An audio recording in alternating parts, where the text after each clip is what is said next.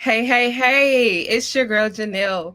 Welcome to Being Becoming the Podcast. Before we get into who we are and what this podcast is for our new viewers, we are actually going to do a toast in a few minutes. So grab whatever you have to drink, whether that's water, wine, tea, something stronger, or even some lemonade like me, because we want you to toast with us. So I'm one of your hosts, Janelle, and we got my girl and our other host Micahia, aka MB, here in the building. Guys. So, Being Becoming is a weekly podcast that drops episodes every Thursday where we talk about any and everything as we seek information and continue to educate ourselves, our viewers, in the community as we are on the journey to find the best version of ourselves. So, we are not experts, but we are here to do the work. So, as always, a special shout out to our friends who are listening to the podcast, as you can find us anywhere podcasts are streamed. Also, if you want to watch us, we are on YouTube. Just go over to the I'm Just MB channel. If you aren't watching us, you truly are missing out on some gems, baby, and some other important aspects of the podcast of things happen all the time as we are shooting these episodes, and we do our best to describe it to our listeners, but there is nothing like being able to see it. But wherever you're listening or watching, we're thanking you in advance for supporting us by following and subscribing to this podcast. Yeah. So I know you guys probably see someone on the screen if you're watching us on YouTube. If you're listening to us, you haven't seen anyone, obviously. But we're going to introduce them just in a few minutes. So be brief or be patient with us. But Janelle did say, go grab your drink. So I hope you have your drink right in front of you guys. We are going to do a toast. So we are celebrating because we have made 10 episodes with me and Janelle. So we've had 10 episodes, which is great. Because you guys already know we wanted to be consistent this year. So as we continue to make episodes, as we continue to hit those milestones, as you guys already know, our big goal for 2021 is to get 10,000 subscribers across platforms. So as we get closer to that, as we get into the 1,000, 2,000, things like that, we're definitely going to be doing a lot of more celebrations and definitely some giveaways for you guys as well. So I know you'll be excited about that. But let's toast to that. Let's toast to 2021 goals, all of our listeners and viewers, that you're able to accomplish your goals, and then we're able to accomplish our podcast goals. So cheers to that. Cheers. Cheers. Ooh, that was fresh. Okay. So I am excited about today's topic. We are talking about love languages. So our guest, for me personally, you guys, it only made sense for me to invite her. She is my sister. Her name is Leary Bree Braden. I was super excited to invite her because you know those people like that are in your life. They're just like all about love. Like they just love. Like growing up, they would like read books about love. They have like, every time they do like a vision board every year, there's some aspect of love on it. Like I just had to invite her because she's one of those people in my life. Like obviously I love love too. Who doesn't love love? But when there's someone out there who's just like all about it, like really should probably be like a love coach and things of that nature, you have to have them on the podcast. So welcome, Leary. Thank you for being here. Thank you. I'm honored to be here with you all. So thank you. So like I said, we are going to be talking about love languages today. As you guys, if you're watching this before the 14th, Valentine's Day is February 14th, right? Yes, it's this Sunday. Yes, this Sunday coming up. That's bad. See, I love love, but I'm not all about it. I don't even know the actual date of Valentine's Day. But we wanted to talk about love languages because I feel like a lot more people as we get older, like we've all taken those personality or like those aptitude tests before, but a lot of them you're like, okay, we take them and they don't stick. But I feel like love languages specifically is one of those tests where you take them and then it's actually something that you can put into practice, not just in your romantic relationships, but just in relationships with friends, family, children, like all of that. So since Valentine's Day is coming up, we're going to talk about love languages. So I'm super excited. Yay. Yeah, I know. I'm really excited about this because I'm a huge romantic, okay? I'm a huge romantic. So I'm really happy about this. And then I got my girl Leary. So yeah, we're going to be chatting it up, y'all. Yeah, I bet you heard. I'm sorry, Leary, go ahead. I was just saying, I'm definitely a romantic, so you're absolutely right. That's okay. You know what's funny about both of you guys' statements? Both of you guys said, I'm really romantic. So you guys, if you guys already know anything about love languages, I guess you guys can probably already guess what I am, or at least what I'm not on there. Because I definitely did not say, yeah, I'm romantic. Didn't say any of that. But let's jump into it. Let's kind of talk about our own scores. I kind of want to know what you guys are. Before we kind of dive deeper into like how we put it into practice and everything. So Larry, since you're our guest, I'll let you go ahead and go first. What were like your top 2, and then tell us your lowest. So you don't have to tell us like that middle 5, just top 2, and then like what your lowest was. Okay. My top was quality time, and my second one was physical touch. Nice. That makes sense. My lowest, I believe it was acts of services. Okay. And Janelle, what were your top 2, and then what was your lowest? All right, so mine was very, very weird, you guys. So my top one was words of affirmation, but then for second place, 3 categories were all the same. Really? So, yes. Girl, I sent you the picture. You weren't looking at the picture. I didn't even look at it in advance, to be honest. And that was actually me too. That happened to you too? I forgot. So let me backtrack. It was actually, top one was quality time. Then I had words of affirmation and physical touch tied. See? Okay. Mm-hmm. And so with mine, I had 3 of them that matched. And so those 3 were quality time, physical touch, and acts of service. And then, of course, the lowest is receiving gifts. Okay. And then mine was, I blew it out of the water with quality time. I was like 40% quality time. And then my second one, it was kind of tied between acts of service and words of affirmation. Like it was only 2 points off. But my lowest by a very, very short, small margin, which makes sense about me, was physical touch. It was very low. It was like at 3%, you guys. So what? That explains just a little bit about me. Yeah, it was real low.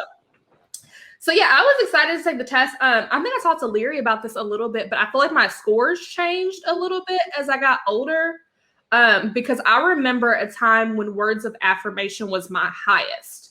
And it was like high by like a huge margin. So it was interesting to see how quality time got a little bit higher. For me personally, and Lyra, you can speak to this too, because I know we talked about it. For me personally, I feel like it's as you get older, but I also feel like the pandemic and the nature of like how my romantic relationship has gone has changed it a little bit. So because I would think it would change in the opposite, because me and Micah, my husband, you guys, for those who don't know, we spend a lot of time together. I'm seeing him morning, noon, night, when he's at work, when he's not at work. So I would think I'll be like, okay, give me a little bit less quality time. But quality time is very high up there for me. I would have to say the same thing. Mine was words of affirmation for years. I've been taking that test since college, and every year I'll take it, and I've been getting words of affirmation. This was the first year that it changed, and it was quality time. But I also identified with that and saw that myself. And I do feel like it's changed since the pandemic. And for me, I work from home. So it's like quality time is a big one for me now. Right. Because you don't have that time, or you don't have the privilege of being able to have that time with your loved ones as much as you potentially would want to. Right. Before we jump into practice, I found this on like the internet, the love languages explained by like tacos. I don't know if you guys have seen that, but I thought it was funny, but I thought it also explained like in brief, like what each love language kind of means. So I wanted to go through that before we talk about more of like our personal experiences. So the 5 love languages, the first one is words of affirmation. So if you were expressing that in taco form, you would say your tacos are delicious. Acts of service, I made you tacos. Receiving gifts, here's a taco. Quality time, let's go out for tacos together. And then physical touch, let me hold you like a taco. I don't know what that means, but it makes sense with the meanings of each of them. So let's talk a little bit about our own, like our top one and what that means and like how we kind of practice that in our lives, if you guys are willing to go through that. So like I said, my top one was quality time. So I know for me personally, like just being able to be in the presence of like my loved ones, specifically Micah, like we don't have to be doing anything. Like we could sit there and watch TV. We could sit there and go for a walk. Like I really cherish our times where we just sit in each other's presence. Whether we're sharing ideas, thoughts, sharing time together, doing other stuff. Like I just enjoy I enjoy just seeing him there, whether with him. So that's really what quality time looks like for me. It doesn't have to be a specific activity per se. I just like to be with him when we're doing things, because it also creates memories. Like he's one of my favorite people to travel with, because I don't want to have those memories without him. So what So sweet. Thanks. I try to be sweet every now and then, you know. You're welcome. But for me, words of affirmation, I think I've also experienced a change because mine was quality time. In college, it was quality time was my highest. So seeing a shift with me, I think it's because I'm really growing in this field right now of where I'm at. My thing is actions do speak loud, but also your words too. Right. So whatever you speak into the atmosphere, that's what's going to happen. But then also I want to make sure whoever my partner is, I'm speaking to you too with positive affirmations, letting you know that I really do love you. I really do care about you. I'm encouraging you. I'm pushing you. I'm motivating you. I'm going to make sure I speak that as well. And everybody needs that. Everybody needs that in every aspect of a relationship, whether it's friends or, you know, a relationship with a actual loved one, like a partner. Mm-hmm. So that's just where I'm at. I just want you to know, not just my actions, but also my words. Right. Leary, how does your love language show up either in your romantic relationships or just like, you know, your relationships in general? Like, what do you expect? Well, I know things are a little different since the pandemic, but just when I am able to spend time with my loved ones, I try to be in the moment, because I know that I don't want to take this time for granted. I mean, look at what happened over this year. A lot of people's loved ones have grown distant or passed just because of the pandemic. And you never know what's going to happen when you're spending time with your loved one and they step out of the door. So for me, it's just important to spend as much time as I can and be in the moment when I'm around my loved ones or even coworkers or anyone. Just being in that present moment is a part of me, like feeling like I'm giving and getting that quality time with whomever I'm with. Mm-hmm. Definitely.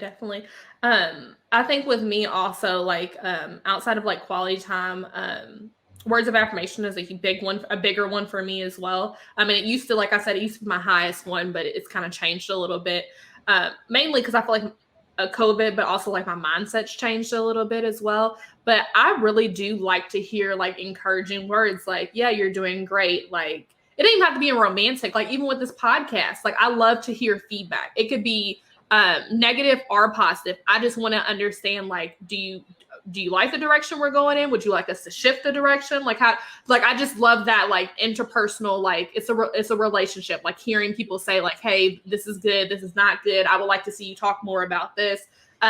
So yeah, feedback is huge for me, whether it's negative or positive.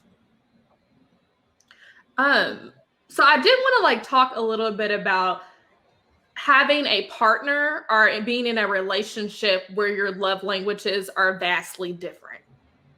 And how do you kind of work or compromise on that? Because I know me, I got to assume that it's easy to be in a relationship where you have the same love language as your partner, because you just express yourself how you would want to be, you know, loved. But being in a relationship with someone who doesn't have the same love languages, like I'll tell you guys, I think I had Micah take the test as well.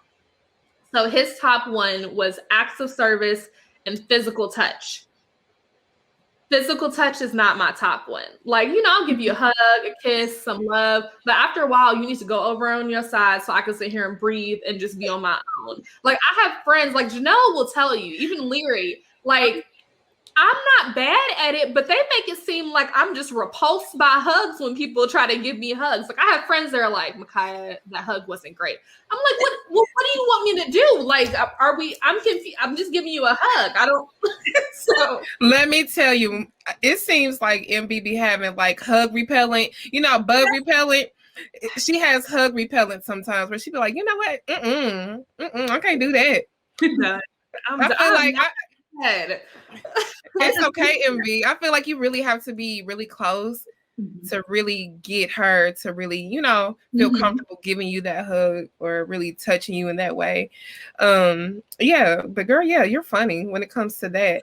I agree, because even as a sister, I know I am so affectionate. Like that's my second one was physical touch, and Micaiah we're opposites like that. But I'll just go and sometimes I just want to go and like pat her on the back, or I don't see her often. So when I see her, I just want to hug her. I just want to have some physical contact because I love you. And we're so different in that way. It's so funny. It is funny. Like even my mom, we'll be on FaceTime because we haven't seen each other in person in a long time. She's like, oh, I just want to give you a kiss on your face. And I'm like, that's weird. Why? Why are you So yeah, I guess I do have a repellent when it comes to that, but I do understand that my husband needs physical touch. So I do try to be a little bit more upfront and upcoming with physical touch when it comes to him. Like I'll just, rub his back or give him a kiss or lay on him or things of that nature to give him a little bit more physical touch. But it is not that I don't need physical touch, but I'm like, we could, every now and then I can give you a little touch. So yeah, how do you guys make it work? Or have you been in relationships where you feel like your love language is vastly different? I had that experience with like the physical touch because again, I mean, I'm affectionate and I show, my affection off by hugging or cuddling or stuff like that, but I'm not overboard with it. And so when I finally got with somebody who was like, yo, are you okay? Are you digging me like you say you are? Because you're not giving me that physical touch like I need. And I was just like, well, dang, how much physical touch do you need? But it took, some change in really making sure that I was filling his requirements just as well as he was filling mine. So it was just, a balance out of doing extra things. One thing like pottery, I don't know if you guys got into pottery, but pottery, if you guys do it like as a couple, it's a lot of touching. So just adding different elements like that, hey, it helps and it worked. That's a good way to incorporate it. Yes. I will say with me, my love language comes out the most in my friendships. I'll notice that with my friendships in the past, mine was words of affirmation. Kind of like what Micaiah said, getting that positive feedback if I'm around or talking to my friend or I do something for them.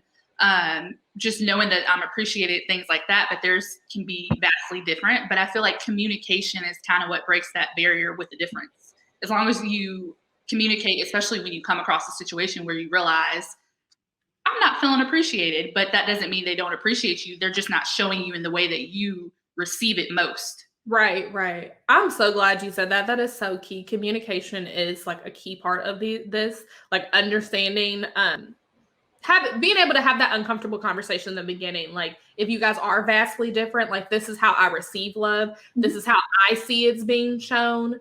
And then in turn, making sure that you are continually checking up with each other in that situation. Like, hey, I noticed you did this. Was this a way that you were trying to show love? And be like, hey, yeah, I did this. So I think it's so important what you said, like communication. I wanted to ask about, I know we talked about like partners and things like that.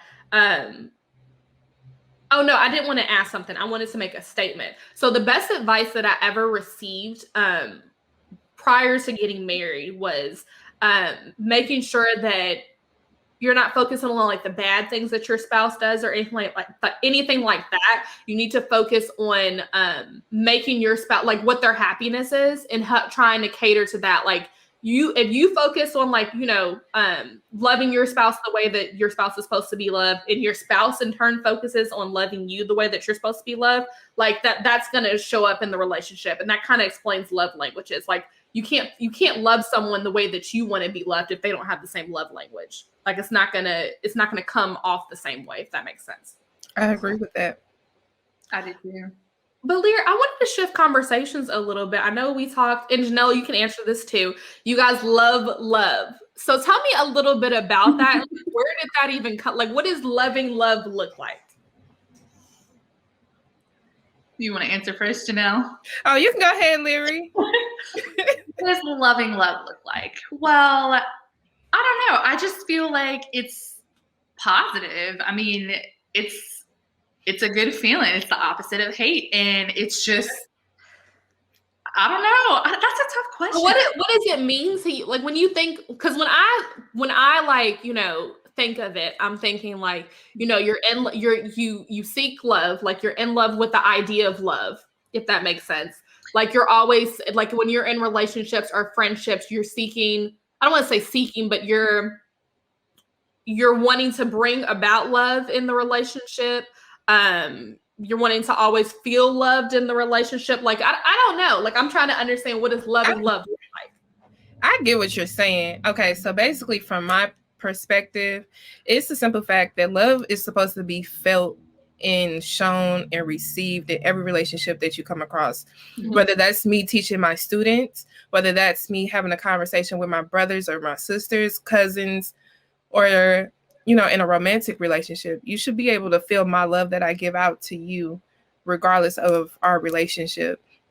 Love is the strongest thing. That isn't even in the Bible. Love is the strongest thing out of all things is love. And that's the greatest thing to give, is to show love to one another, whether that's caring about them, asking them, hey, how was your day? You just don't know how that brightens up somebody's day. Going out the way for somebody. You know how many times people you see the door closing in front of you and people just let it close in front of you. You'd be like, really? Just a simple gesture like that, you can be like, you know what? I got love for my people. I'm going to hold this door for these ladies. You get what I'm saying? Just things like that. I come from a place where I always felt love. So when you're always been on the receiving end of love, I feel like it's easy for you to give it out too. If that makes sense too. Because everybody knows I'm a giver, not just with like gifts and stuff like that, but I give you knowledge in a heartbeat. If I need to preach to you, I give you a word, baby. Right. So it's just different aspects of love. And again, I am a romantic. Like, I would sit there and watch all the little love stories and be like, oh my goodness, he just rescued her. Oh my God. Yeah. I will say the same thing. Yeah. Oh, go ahead. Oh, you're good. But that's my example. And that's just my perspective of love overall. Mine's similar. I think it depends on how you view love. And I view it the same way. To me, love is just simply caring altruistically. It's like, it's not in order to receive anything, even though, of course, in love, you should also be able to receive the love that you feel. And that goes into hand in hand with love languages. Like we all receive love differently. But I feel like love in a nutshell is just caring altruistically without wanting something in return. And that's the most beautiful thing about love. That's what makes me love. Right. I mean, yeah, that makes sense. You guys kind of explained it a little bit more to me because I was like, maybe I love too. Like I need to understand what it means. But yeah, that makes sense. Like you guys kind of like to dumb it down in a sense. It's like understanding like the expression or noticing or being able to always notice it in certain little scenarios or situations and like call it out like, hey, that's love. And I'm able to express love because I understand and I know what love is. So I expect love in a sense. So yeah, that makes complete sense. Two of the love languages I feel like we haven't really talked about because I don't think it's high on either of our lists or any of our lists, is receiving gifts and then acts of service. So I did want to spend a little bit of time talking about those two. So receiving gifts, is that on anyone's list, like a high one on anyone's list? No, that was my lowest. Yeah, that was my acts of services was my lowest, but receiving gifts was also pretty low for me. And I feel like I do, in a sense, like gifts, but more like if it just depends on what you consider a gift, like monetary things like that, not necessarily. But if someone were to bake me some cookies or something and then bring them over, it's kind of like tying acts of services into it a little bit, because they're actually putting in time, putting in work to do something for me and, gift it to me. It's not high on my list, but I appreciate when it happens, but I'm not crazy about it. I think that's the same with me. Oh, I'm sorry, MB. No, go ahead. That's just like if you give me my favorite flowers in the world is tulips, y'all. So if you know that and you remembered that and you got me tulips, I'm gonna appreciate that way more over, oh, you just went and bought me a $250 Coach purse. I'm gonna value them flowers over that purse, even though I do love purses. But right. You get what I'm saying? I love it. You can wear that purse multiple times, unlike those flowers. Shut up. And I get it. And I'm not saying I would value the purse like totally different, be like, oh, that was just okay. But I'm just saying it's the thought of you remembering something that I really love. And you took that into consideration. That's huge for me. Yeah, go ahead. That kind of goes into words of affirmation, because it's like they took the time to understand and remember something that you liked and then gifted it to you. Yeah. And Lear, I'm so happy that you brought that up. Like, you brought two things. Like, I know you said acts of service kind of is similar to receiving gifts. And then, receiving gifts, part of it can go into words of affirmation. That's so important. I think that's also why a lot of us tied closely on some of the scores, because they really do interlink a lot, like the love languages. So that's so important that you brought that up. I think for receiving gifts, like, it's not that I don't like gifts, and don't tell my husband that, gifts isn't high up on my list, because I am expecting something for Valentine's Day. So, but receiving gifts may not be the highest one on my list, but it's like I still do enjoy a good gift every now and then. Like, and I'm one of those people, I love shopping for people for gifts. I don't like the shopping aspect, but I like the thoughtfulness that has to go into it. Like, what would they really, really like? Like, what's either going to help them with their life, like make their life a little bit easier? What have they been yearning for that I'm like, oh, I know they really want this. I found this on sale, or I know I can get this at this moment. So yeah, receiving gifts may not be the highest, but I like the aspect of it, that thoughtfulness. Because it's not that you have to give them just a gift. It can be a gesture. Like, receiving gifts can be a specific gesture that you do. And then acts of service, I'm looking at the definition right now.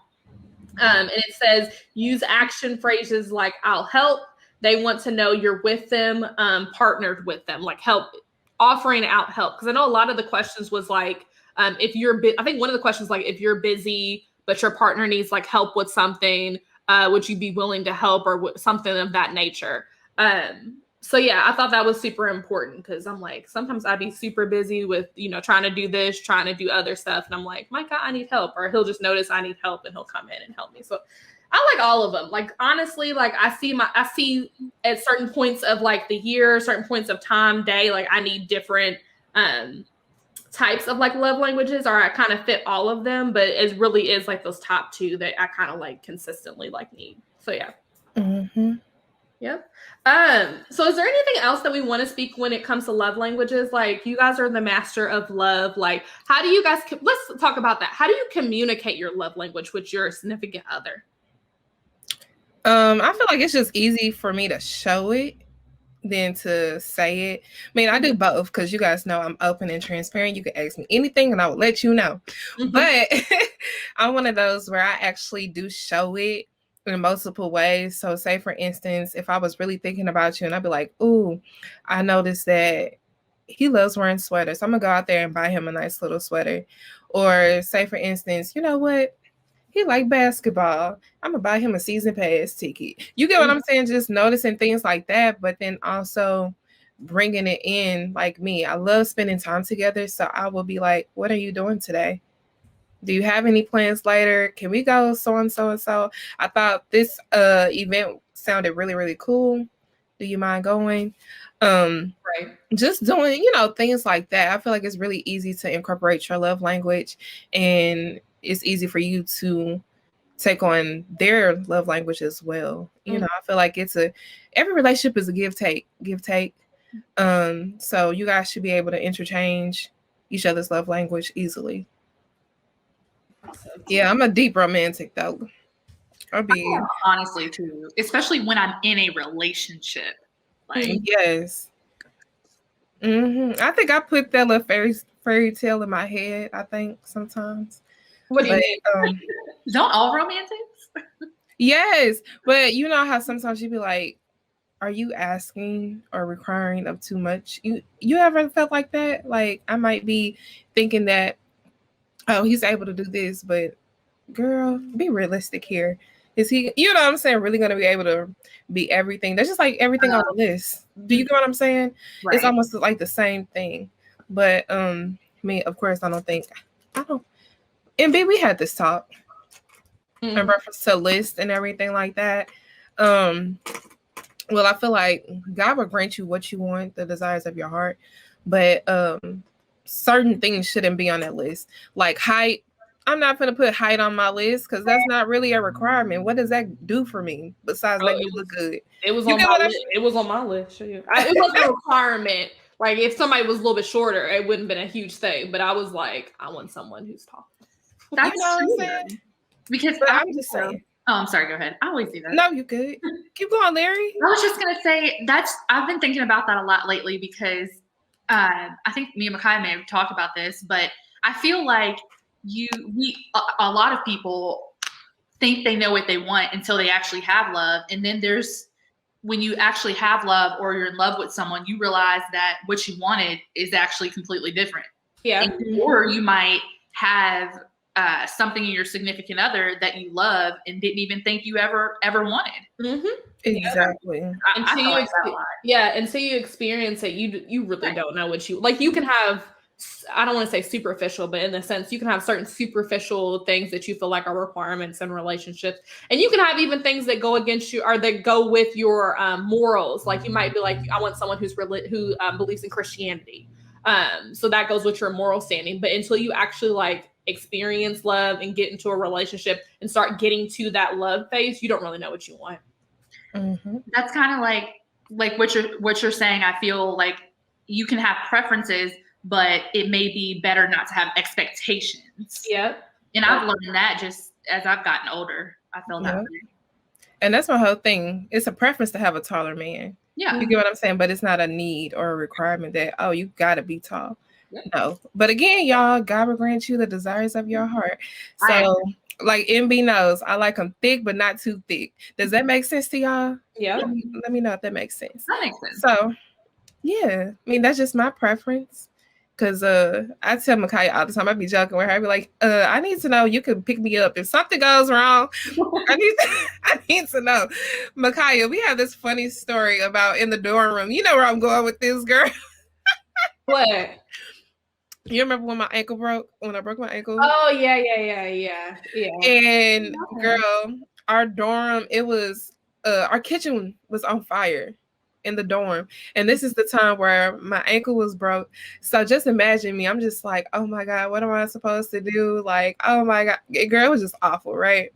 And I'm sitting here like, somebody was like, oh, I help you. I'm not saying any names. They was like, oh, I help you. And I'm just sitting here like, oh my God, what if I just go tumbling down because he ain't the strongest person? Was this in Jewel Hall? Homes. We didn't live in Homes. Yeah. So, girl, yeah, I'm just saying, I was like, oh, Lord knows, I cannot do this. I need to know that you got me and I'm secure and safe, okay? Mm-hmm. Okay, I think I have. You got it in? Yes, I have all of them. We are about to play This or That. We play it with each guest that we have on the episode. So we give you 10 different statements. It could be either you choose this or you choose that. You have to pick the statement and quickly defend it. You have 90 seconds to get through all 10 statements. Okay. So defend it real quick. This or that. Okay, and it's Valentine's Day edition, so I'm excited. Okay, you want to start off, Janelle? Yes. All right. Box of chocolates or dipped strawberries? Dipped strawberries because you get chocolate and fruit. Ooh. Red or pink? Pink. Oh, my favorite color. Okay, favorite color. Conversation hearts or heart lollipops? Heart lollipops because I like suckers. I don't really like sweets candy. Okay. Roses or lilies? You have 60 seconds. Roses. Because I love roses. Red roses. Movie theater or Netflix? Movie theater. I go to the movies all the time by myself. It's my favorite thing to do. Ooh. Okay, brunch or dinner? Brunch. I love breakfast food.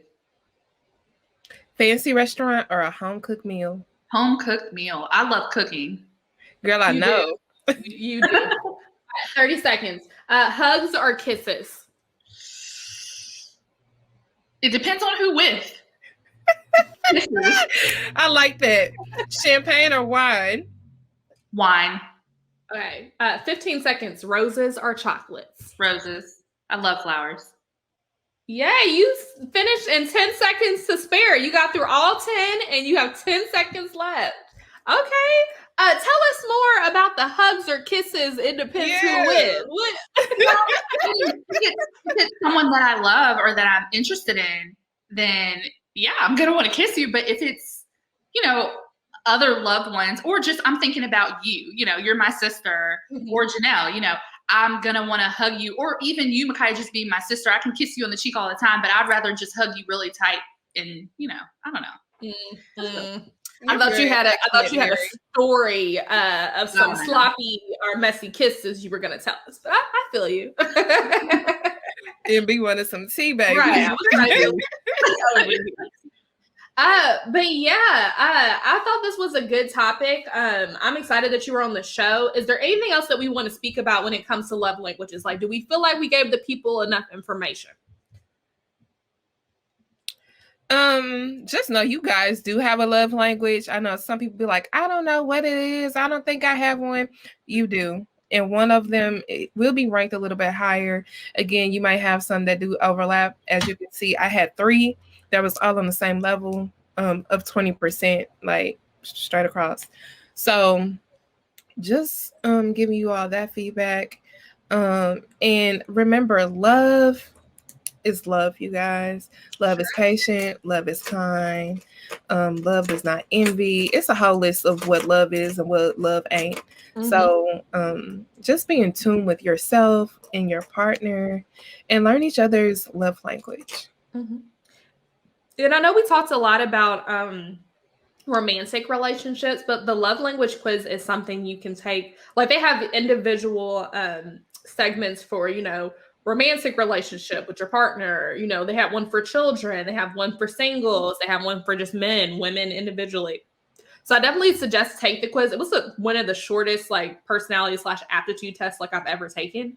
And it's just interesting to see how my love language has changed over the years as well. So yeah, I definitely suggest taking it. You can find it online. Forget who the author is of the love language. I feel like his name is Gary something. Let me look it up real quick because I don't want to give you guys the wrong information. Larry, I see that you sent me yours. Yes, I was looking too. I was like, I think it might be Michael something. I was right. It's Gary Chapman.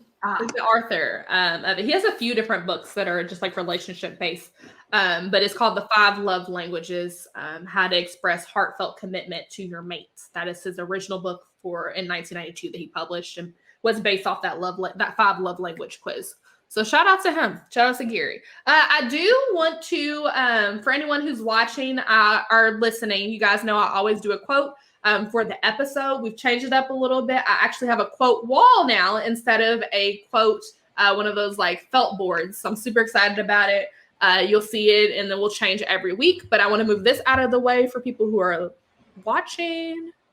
Okay, so the quote for this episode is, "Love is a two-way street constantly under construction."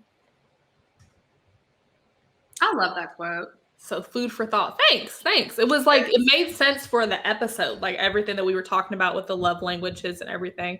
And happy Valentine's Day to all of you ladies here. because I know this episode is going to drop super close to Valentine's Day. Happy Valentine's Day to all of our listeners as well. I hope you guys enjoy the time, whether you have a significant one or other. Like, make sure that you spend time with friends, family, express those loves to the people who are around you.